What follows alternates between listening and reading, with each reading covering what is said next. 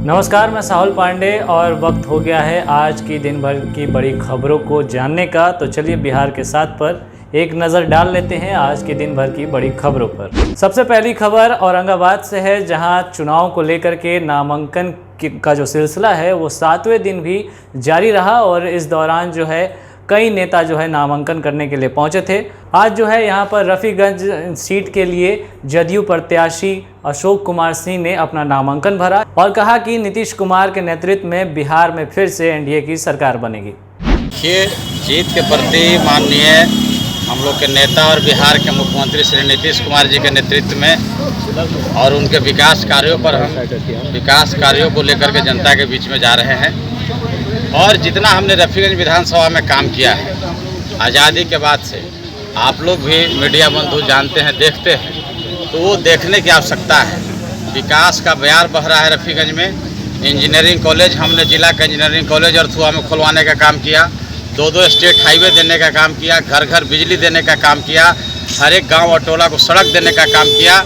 ये और बहुत सारी हर पैन जल जीवन हरियाली के तहत उड़ाही से लेकर के मरम्मती तक का चहका किसानों के लिए काम किया, किसानों को खेत में बिजली पहुंचाने का काम किया। अगली खबर हॉट सीट बक्सर को लेकर के है, जहां एनडीए की तरफ से अभी कोई उम्मीदवार की घोषणा नहीं की गई है। वहीं आज इस सीट से जो है महागठबंधन के उम्मीदवार मुन्ना तिवारी ने अपना नामांकन पर्चा भर दिया है और इस दौरान वो मीडिया से भी बात करते हुए दिखाई दिए। उन्होंने कहा कि महागठबंधन की सरकार इस बार बिहार में बनेगी। बक्सर सीट के अलावा राजपुर विधानसभा सीट से भी नामांकन भरा गया। इस दौरान कांग्रेस पार्टी के प्रत्याशी विश्वनाथ राम ने अपना नामांकन पर्चा भरा। एक और जहां बिहार में विधानसभा चुनाव हो रहे हैं, तो वहीं नालंदा में आज जो है डीएम ऑफिस में नगर पार्षद अध्यक्ष का भी जो चुनाव हुआ और इस दौरान जो है तनुजा कुमारी जो है वो निर्विरोध जो है अध्यक्ष चुन ली गई हैं। अगली खबर मसौड़ी से है। बता दें कि जब से नामांकन की तारीखें सामने आई हैं, यहाँ पर कोई जो है प्रत्याशी नहीं दिखाई दे रहा था। कल राजद की तरफ से प्रत्याशी और वर्तमान विधायक रेखा पासवान ने अपना नामांकन भरा था। आज जदयू की तरफ से भी प्रत्याशी नूतन पासवान ने अपना नामांकन भरा। आपको बता दें कि नूतन और रेखा जो है 2015 में भी आमने सामने थे, लेकिन नूतन को उस चुनाव में हार का सामना करना पड़ा था। वो हम पार्टी के चुनाव चिन्ह पे जो है चुनाव लड़ी थी। अगली खबर औरंगाबाद से है। बता दें कि यहाँ के रफ़ीगंज सीट से जो है राजद के प्रत्याशी मोहम्मद नहलुद्दीन ने भी अपना पर्चा भरा है और उन्होंने मीडिया से भी इस दौरान बातचीत की है। जरा सुनिए।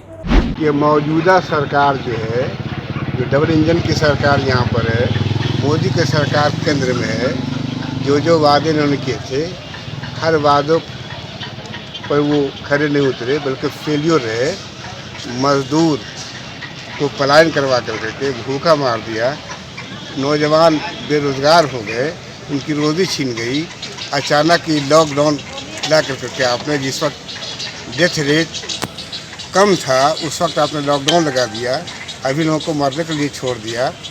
नतीजा ये हुआ कि मजदूर पलायन किया और कुछ ट्रेन से कट के मर गया, कुछ एक्सीडेंट में मर गया, कुछ भूख प्यास से मर गया, बाकी यहाँ मर गया। क्या लगता है आपको इस बार? एक मिनट और, ये तो मजदूर के साथ हुआ। नौजवानों को कहा था कि हर साल 2 करोड़ नौकरियाँ देंगे। नौकरी तो दूर की बात, जो नौकरी लगी हुई थी वो भी छीन गई। सारी छोटी छोटी फैक्ट्रियाँ बंद हो गई और ये सिर्फ 2 और 3 आदमी को पूरा बढ़ाने के लिए, जो 1 नंबर का आज यहाँ हिंदुस्तान का आदमी हो गया, उसको बढ़ाने के लिए पेट्रोल हो गया, डीजल हो गया, सबका और जितनी भी चीज़ें यहाँ पर है, महंगाई आसमान को छू रहा है। नौकरियां ख़त्म हो गई। किसान के ख़िलाफ़ अचानक उन्होंने बिल लाया, तराई इमाम हो गया लोग। 25 तारीख को पूरे देश का जितना भी किसान था रोड पर आ गया कि सब काला कानून को वापस लो। नो वापस नहीं लिया तो किसान परेशान, मजदूर परेशान, नौजवान परेशान, बेरोजगारी, भूख मरी, तो उसको क्यों चुनेंगी? जाहिर सी बात, उसका विकल्प हमारा गठबंधन है। इस बार क्या मुद्दा आप लेकर के जाएंगे जनता के बीच? जो ये सबसे पहले के विकास का मुद्दा, विकास के नाम पर इन्होंने ढोंग किया, इसीलिए इनका जो सहयोगी पार्टी था रामविलास पासवान जी की पार्टी, इन्होंने इनको अलग कर लिया। अगली खबर भोजपुर से है, जहां आज 7 विधानसभा सीटों को लेकर के नामांकन भरा गया। प्रत्याशी वहां पहुंचे थे। इस दौरान अमरेंद्र प्रताप सिंह ने जो है अपना नामांकन भरा है। वहीं आपको बता दें कि संदेश विधानसभा सीट से जो है जदयू प्रत्याशी भी अपना नामांकन भरने पहुंचे थे। इन तस्वीरों में देखिए कि ये प्रत्याशी जब नामांकन भरने पहुंचे तो उस समय इस दौरान का जो हाल था वो कैसा था। भाजपा और जदयू के अलावे CPI-ML के उम्मीदवार जो है वो भी पहुंचे थे अपना नामांकन पर्चा भरने के लिए। उनका नाम मोहम्मद कयामुद्दीन है, जिन्होंने आरा विधानसभा सीट से अपना नामांकन भरा है। अगली खबर मोतिहारी से है। बता दें कि एक तरफ जहां विधानसभा चुनाव हो रहे हैं, जो पॉलिटिकल पार्टियां हैं वो जातीय समीकरण बैठाते हुए जो है लोगों को टिकट दे रही हैं, अपने नेताओं को टिकट दे रही हैं, लेकिन मोतिहारी में कायस्थ समाज जो है वो इन पार्टियों से नाराज़ चल रही है। दरअसल कायस्थ समाज के एक भी जो है प्रत्याशी को टिकट नहीं मिला है, जिसके कारण ये लोग नाराज़ बताए जा रहे हैं। और इसी को लेकर के आज एक बैठक भी हुई मोतिहारी में। इस बैठक में खासतौर पे इसी बात को लेकर के चर्चा हुई और ये भी तय किया गया कि अगर किसी कायस्थ प्रत्याशी को जो है नेतृत्व करने के लिए नहीं चुना गया, उसे जो है सिंबल नहीं दिया गया, तो ये लोग जो है नोटा का सहारा लेंगे और नोटा का बटन दबाएंगे। खासतौर पे में हम मोतिहारी को केंद्रित करते हैं तो ये गांव जो है हमारा है, मतलब ये कायस्थों का गांव है, तो हमारी पटवारी भी मेरा ही होगा। ये दूसरा कोई आकर करके हमारे हक हुकूक पर आकर करके बैठ जाता है हमारे सहयोग से, ये हम नहीं होने देंगे। ये इस बार जो है हम बताने का कार्य करेंगे कि कायस्थ को की उपेक्षा करने के बाद इसका नतीजा जो है अपेक्षित नतीजा नहीं निकलेगा। जो जैसा सोचते थे सारे समीकरण उलट जाएंगे।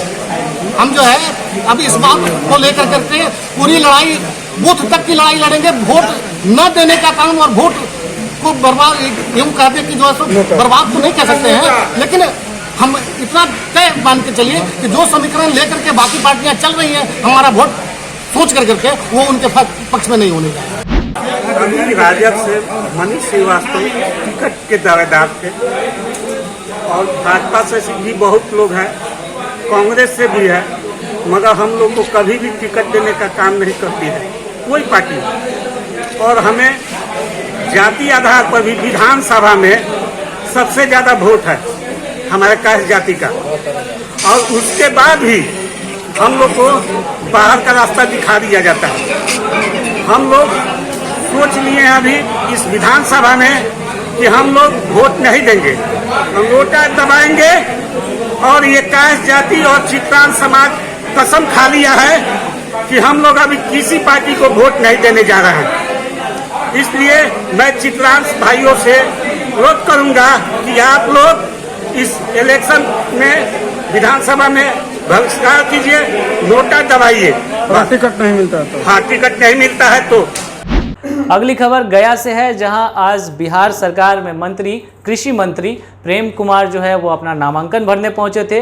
इस दौरान जो है उन्होंने मीडिया से भी बात की। आपको बता दें कि वो लगातार गया शहरी जो सीट है उस सीट से लगातार जो है 35 सालों से उस सीट पर बने हुए हैं, उन्हें हराने वाला कोई नहीं है और इस बार भी उनकी दावेदारी जो है मजबूत मानी जा रही है। लेकिन उनके विपक्ष में जो खड़े हैं कांग्रेस के प्रत्याशी हैं, जिनका नाम है अखौरी ओमकारनाथ श्रीवास्तव, उन्होंने भी जो है आज पर्चा भरा है और ऐसा माना जा रहा है कि इस बार गया की जो शहरी सीट है उस सीट पर कड़ा मुकाबला देखने को मिल सकता है। प्रेम कुमार ने इस दौरान मीडिया से भी बात की है, आइए सुनते हैं।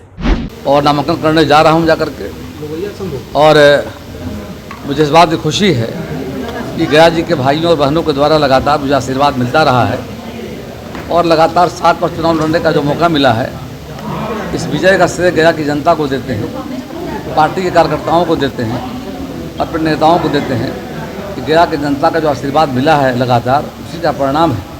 मैं 7 बार क्षेत्र की सेवा करने का मौका मिला है, 8वीं बार हम नामांकन करने जा रहे हैं।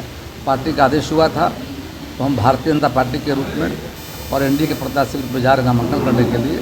चलते चलते आपको एक बड़ी खबर दे देते हैं। वीआईपी यानी विकासशील इंसान पार्टी यानी मुकेश सहनी की पार्टी कुछ दिन पहले ही महागठबंधन में थी और प्रेस कॉन्फ्रेंस में उन्होंने विद्रोह करते हुए महागठबंधन छोड़ दिया था। तब से जो है एनडीए में जाने की बातें सामने आ रही थी। कल जब एनडीए ने अपने सीटों का ऐलान किया तब उनका भी नाम लिया गया और कहा गया कि बीजेपी अपने कोटे से उन्हें सीट देगी। तो आज जो है सीट का अलॉटमेंट हो गया है। लगभग 11 सीटें जो है वीआईपी को बीजेपी ने दी है। शायद बीजेपी उनसे बहुत ज़्यादा खुश है और इसी कारण उन्हें 11 सीटें मिली हैं। इन 11 सीटों में कुछ सीटें ऐसी हैं जिनके बारे में सुनने के बाद आप भी विश्वास नहीं करेंगे, क्योंकि ये सीटें आमतौर पर मानी जाती हैं कि बीजेपी की गढ़ मानी जाती हैं ये सीटें, और इन सीटों को जो है वीआईपी को दिया गया है। आपको इन सीटों का नाम बताना चाहेंगे। इन सीटों में पहली सीट है बक्सर की ब्रह्मपुरा सीट, उसके बाद बोचहा है, इसके बाद है गौरा बोरान, इसके बाद है सिमरी बख्तियारपुर, फिर है मोतिहारी की सुगौली सीट, उसके बाद मधुबनी, इसके अलावा है केवटी सीट, साहेबगंज, बलरामपुर, अलीनगर और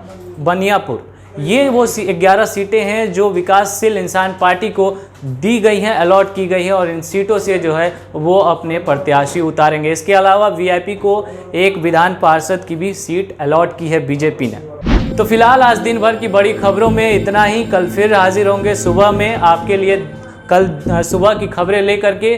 तो फिलहाल आप बने रहें बिहार के साथ और हमें यूं ही सपोर्ट करते रहें। धन्यवाद।